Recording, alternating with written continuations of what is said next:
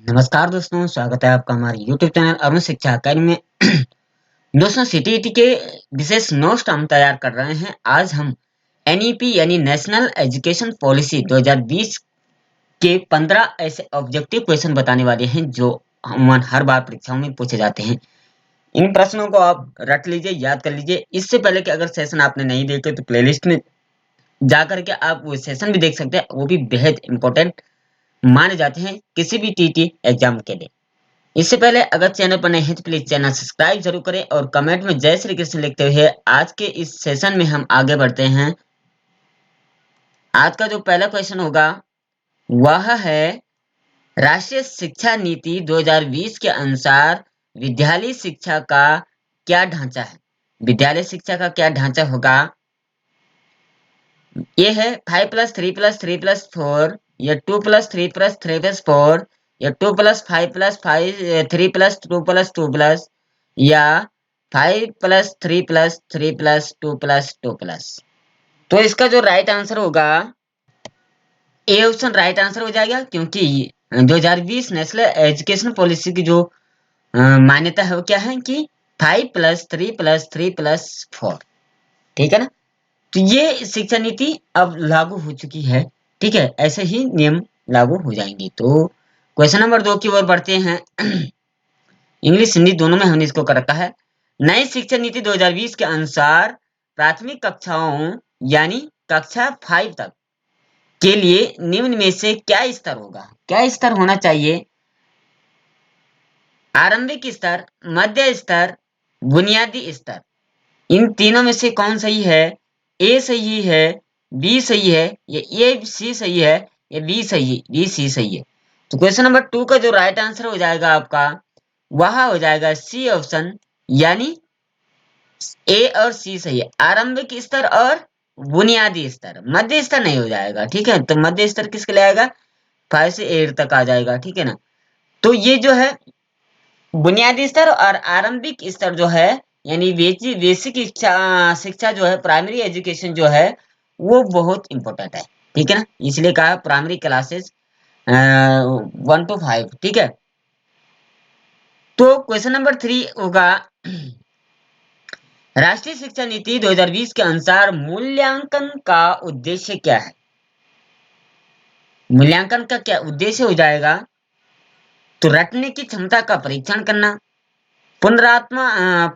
पुनरुत्पादन व याद रखने की क्षमता को नापना, बच्चों को सीखने की प्रक्रिया में मदद करना, या पूरे देश में बच्चों की तुलना करने के मापदंड बताना। तो क्वेश्चन नंबर 3 का जो राइट आंसर हो जाएगा आपका सी ऑप्शन आ जाएगा, यानी बच्चों को सीखने की प्रक्रिया में मदद करना। ठीक है ना। तो ये क्या हो जाएगा, राष्ट्रीय शिक्षा नीति के अनुसार मूल्यांकन का उद्देश्य है कि बच्चों को सीखने की प्रक्रिया में मदद करना है। ये नहीं कि वो मंद बुद्धि वाला है तो उसको डांट डपट करके या उसको कम अंक दे करके उसको बार बार बताने के तेरे कम अंक आ रखे, ऐसा नहीं। उसको प्रोत्साहित करना, बच्चों को सीखने की प्रक्रिया में मदद करना। ठीक है, वो नहीं सीख पा रहा तो कुछ ऐसा ढंग अपनाना ताकि वो सीख सके। क्वेश्चन नंबर 4 होगा राष्ट्रीय शिक्षा नीति 2020 पर किस पर बल देती है।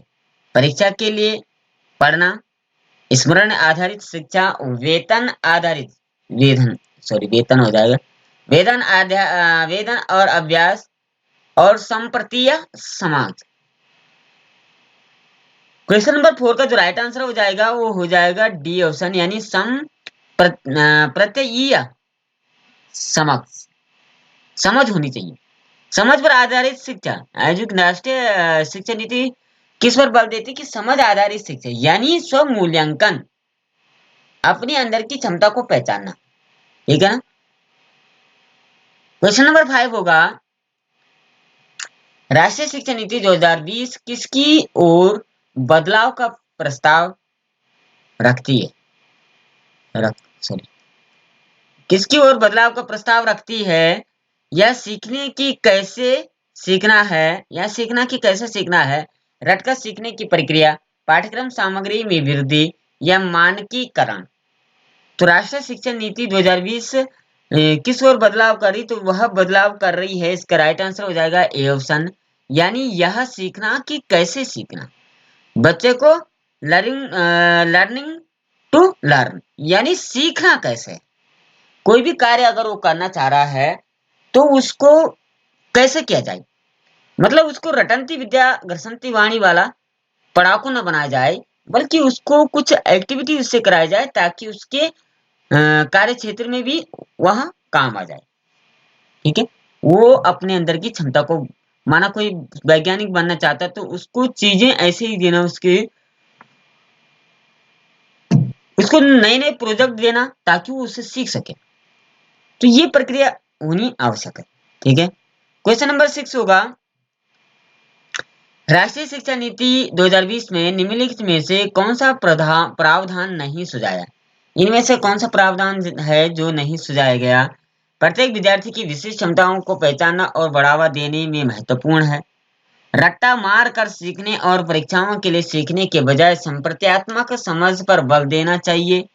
सृजनात्मकता पर पर्याप्त धन देना चाहिए और तार्किक निर्णय करने और नवाचारित के प्रोत्साहित करने के लिए विवेचनात्मक चिंतन को बढ़ावा देना चाहिए। या बच्चों में अनुपालन को बढ़ावा देने के अध्यापक को इनाम और दंड को इस्तेमाल करना चाहिए। तो क्वेश्चन नंबर 6 का जो राइट आंसर हो जाएगा आपका, वह हो जाएगा डी ऑप्शन। यानी ये 2020 शिक्षा नीति में यह प्रावधान नहीं है कि बच्चों में अनुपालन को बढ़ावा देने के लिए अध्यापक को इनाम दंड इस्तेमाल करना चाहिए। यानी ये नहीं कि उसको इनाम दे दिया या इसको दंड दे दिया, तो ये प्रावधान उसमें नहीं है। ठीक है ना, सभी बच्चों को जो प्रमोट करना है, उसको प्रोत्साहित करना है। क्वेश्चन नंबर 7 हो जाएगा, राष्ट्रीय शिक्षा नीति 2020 प्रस्तावित करती है कि शिक्षा डॉट डॉट डॉट होनी चाहिए। शिक्षा कैसी होनी चाहिए। वेतन अभ्यास पर आधारित वनन अन्वेषण प्रेरित खोज उन्मुखीकरण होनी चाहिए, पाठ्य पुस्तक और शिक्षक केंद्रित होनी चाहिए, परीक्षा के लिए सीखने की ओर उन्मुख होना चाहिए। तो राष्ट्रीय शिक्षा नीति 2020 से प्रस्तावित में शिक्षा कैसी होनी चाहिए, 7 का राइट आंसर हो जाएगा बी ऑप्शन, यानी अन्वेषण या प्रेरित खोज उन्मुखी खोजीकरण। क्या खोज सकता है बालक, अपने अंदर की कमियों को खोजना, अपने टैलेंट को पहचाना और उसे प्रस्तावित करना। यानी वो जो कार्य कर रहा है उसी को उसको पहले से ही रोजगार शिक्षा उसके अंदर डेवलप करना।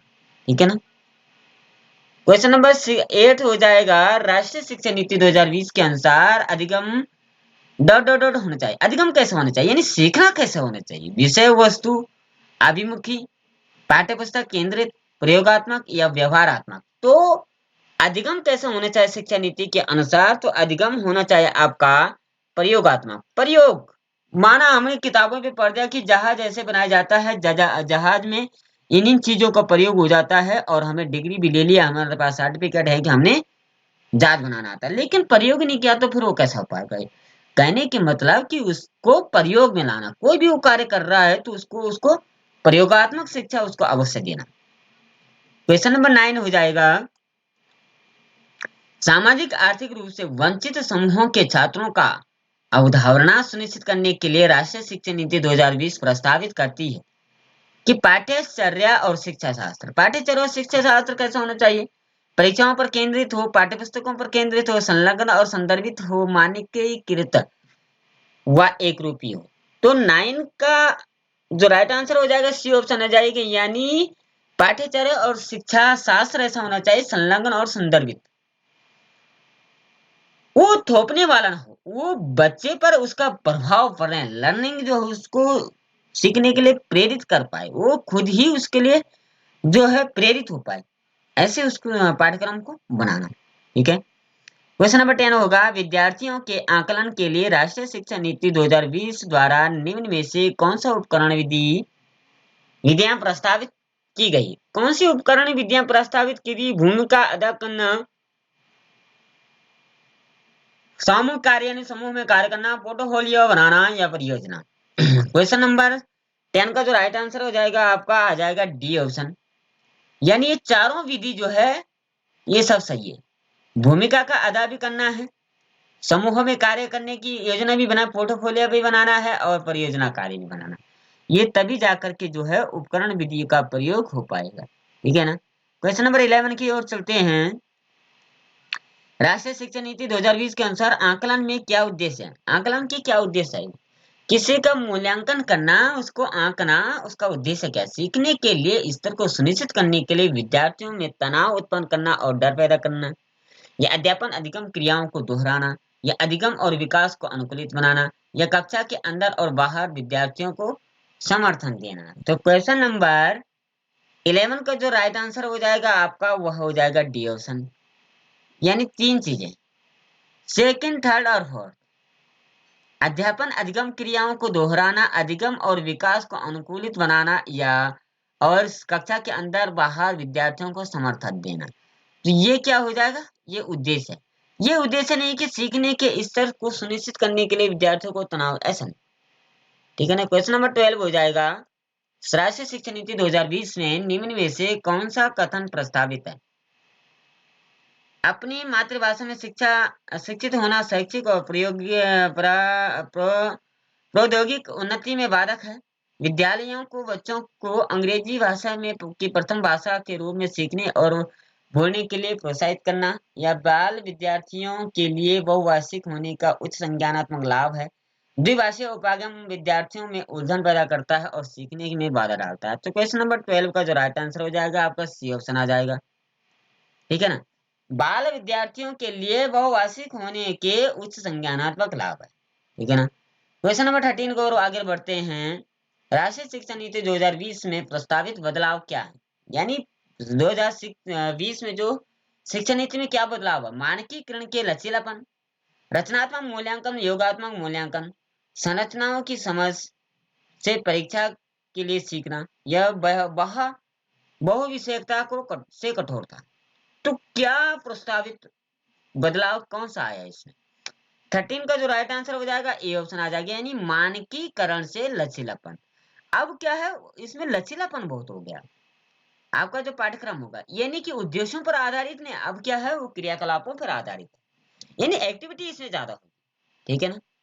क्वेश्चन नंबर 14 की बात करें, राष्ट्रीय शिक्षा नीति 2020 में पूरे देश के लिए प्राथमिक स्तर पर किस भाषा को निर्देशित के माध्यम से प्रस्तावित करती है? हिंदी, अंग्रेजी, संस्कृत, मातृभाषा, घर की भाषा। तो क्वेश्चन नंबर 14 का मतलब जो है, राष्ट्रीय शिक्षा नीति में जो प्राइमरी एजुकेशन है उसमें बालकों को कौन सी शिक्षा दी जानी चाहिए? तो उसमें कहा गया डी ऑप्शन आ जाएगा, मातृभाषा और घर की भाषा। यानी बच्चा जो है वो एकदम से ना तो हिंदी समझ पाएगा ना अंग्रेजी समझ पाएगा, उसने जो उसकी मातृभाषा रही है उसी में उसको शिक्षण करा। कहने का मतलब हम अगर ये कहें कि उसने मातृभाषा जो है उसकी पंजाबी रही है, ठीक है, और हम उसको हिंदी में पढ़ा रहे हैं तो उसकी समझ नहीं आ पाएगी। वो पहले उसको पंजाबी में पढ़ाना, जब उसकी समझ विकसित हो पाएगी तब उसको हिंदी में उसको पढ़ाना। तो पहले मातृभाषा में शिक्षित देना। आज का आखिरी क्वेश्चन जो होगा 15वां क्वेश्चन, राष्ट्रीय शिक्षा नीति 2020 के अनुसार निम्नलिखित में से भारत सरकार की कौन सी पहल इस बात पर बल देती है कि विद्यार्थी अधिकांश रूप से प्रमुख भारतीय भाषाओं की उल्लेखनीय एकता के बारे में जानेंगे? एक भारत श्रेष्ठ भारत, स्वच्छ भारत अभियान, सर्व शिक्षा अभियान, डिजिटल इंडिया अभियान। तो क्वेश्चन नंबर 15 का राइट आंसर हो जाएगा आपका एक ए ऑप्शन आ जाएगा, एक भारत श्रेष्ठ भारत। यानी भारत एक है और वह श्रेष्ठ है। तो ये इसकी 2020 शिक्षा नीति की जो पहल है ये है। तो कुल मिलाकर के 15 मोस्ट इंपोर्टेंट क्वेश्चन हमने आपके लिए लाए। सीटीटी के लिए या किसी भी स्टेट टीटी के लिए बेहद इंपॉर्टेंट माना जाता है। आप इनको रट लीजिए, तैयार कर लीजिए। अगर इससे पहले के सेशन अगर आपने नहीं देख, प्ले लिस्ट में जाकर के सेशन देख सकते हैं और हमारा चैनल सब्सक्राइब जरूर करें। आज के लिए इतना ही, तब तक के लिए जय श्री कृष्णा, राधे राधे।